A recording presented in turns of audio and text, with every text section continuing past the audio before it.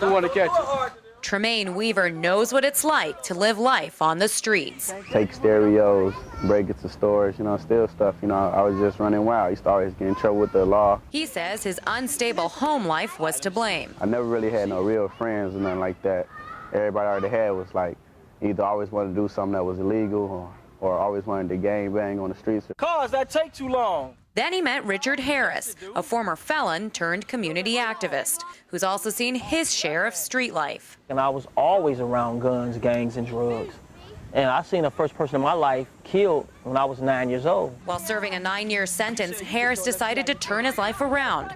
He dedicated his time to kids like Tremaine, who'd had enough of a life of crime. I wanted to go to school, make something of my life. I didn't just want to die or getting shot on a bad drug dealer. With Harris's help, Tremaine is on track to finishing school and pursuing a career in law enforcement. But they say it's not just about them. It's time to get their entire community back on track, and that starts with the littlest ones.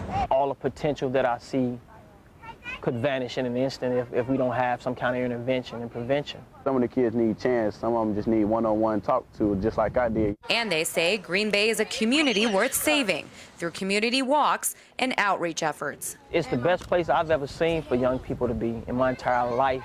It's the best place.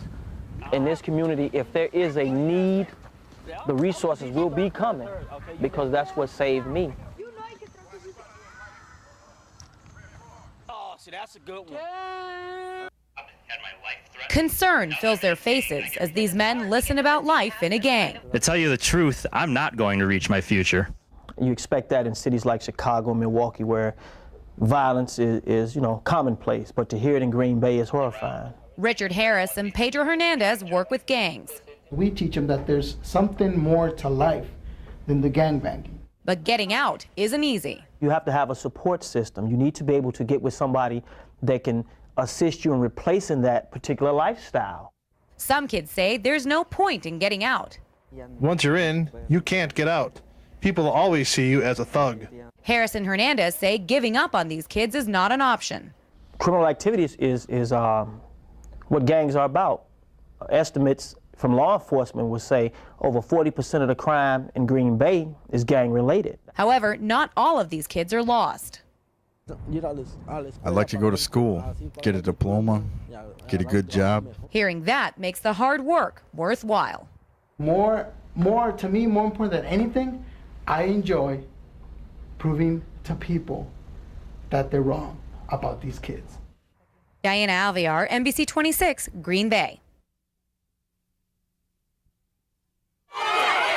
Anything that you as a parent would think that you wouldn't want to see your child exposed to is there. Teens fighting and waving guns.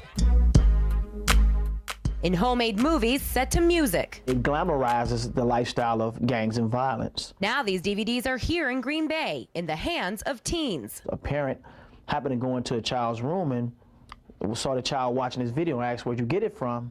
And he was like, oh, I got it from my friend. It's a disturbing development for police. You brought this to our attention. This is the first time I've heard of this. We watched these films with them, and they didn't hide their concern. They want people to see them doing these illegal acts, having weapons hidden in their waistband.